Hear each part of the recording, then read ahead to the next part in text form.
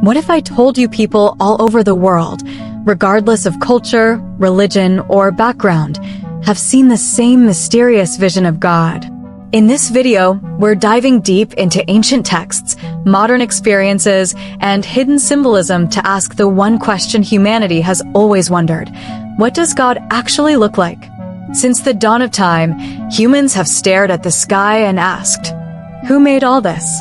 What is the source of everything? What does God look like? It's a question whispered in churches, meditated upon in temples, and cried out in the darkest moments of suffering. But here's the twist: the answer might not be what you expect. Let's start with the biggest misconception. God has a face, a beard, or a throne somewhere up in the clouds. This image? Think of the classic paintings, white robes, glowing halo, maybe a thunderbolt in hand. But this version is not universal, it's cultural. A creation of art, time, and interpretation.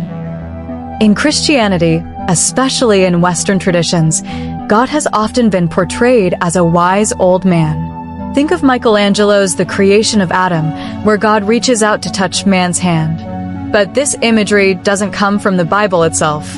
In fact, the Bible states in Exodus 33 verse 20, "No one may see me and live." So, if we can't see him, what does he look like? Let's jump across the globe. In Islam, the question, what does God look like, has a very different answer. God Allah is beyond all physical form. No images, no icons, no representations.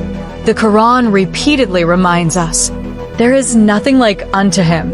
So here, God is not a shape or a figure, but an infinite presence. A light, a force, a perfection too grand to capture. Then we move to Hinduism, a tradition rich in divine imagery. God can look like anything here. Vishnu with his blue skin and 4 arms. Shiva with dreadlocks and a 3rd eye. But ask any deep scholar and they'll tell you, these are symbols. Tools to understand the unseeable. They don't define God's looks, they reveal his aspects. In Judaism, God is also formless. The Torah says God created man in his image, but that's widely interpreted as referring to the spiritual image, not physical features. So then, if across multiple faiths, God is not a body, why do we keep asking this question?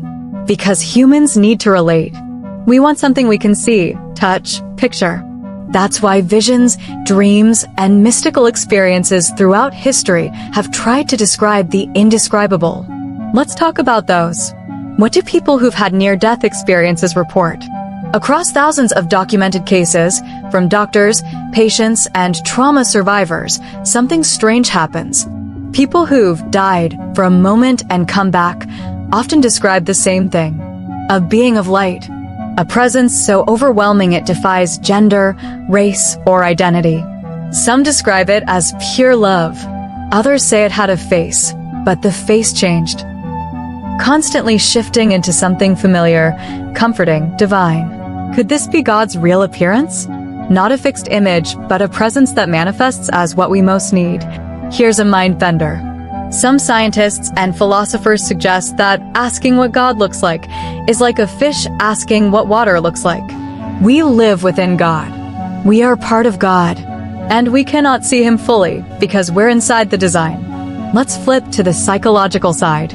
Carl Jung, one of the most influential psychologists of all time, believed the human mind is hardwired to create a God image, not necessarily based on truth, but based on deep personal needs. To some, God appears as a father. To others, a mother. To some, a guide, a voice, a whisper in the dark. In this sense, what God looks like may be a mirror, a reflection of the deepest parts of us. And yet, some have claimed actual sightings. Mystics and prophets across time have written of visions. Moses saw a burning bush. Ezekiel saw wheels within wheels and a glowing figure on a throne. Saint Teresa of Avila described a radiant Christ appearing in her prayer. Modern-day mystics say they've seen golden light, spinning orbs, even galaxies that spoke to them. But here's the unifying truth behind them all. The experience was transformative.